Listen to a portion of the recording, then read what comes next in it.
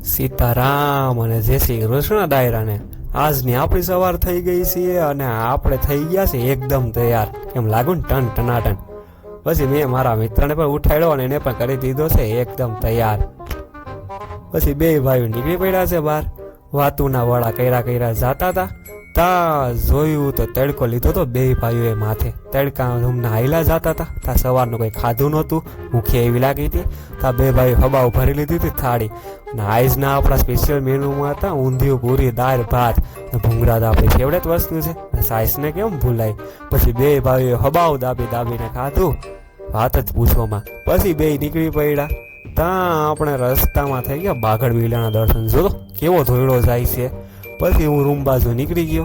ત્યાં રૂમ ખોલીને જોયું તો આ ધાબળામાં કોણ ગરી ગયેલું હતું. ત્યાં ધાબળો ઉશ્કેરીને જોયો તા તો આપણો જ માણસ નીકળો. એ પછી એટલા હિસાબ વાત જ પૂછોમાં.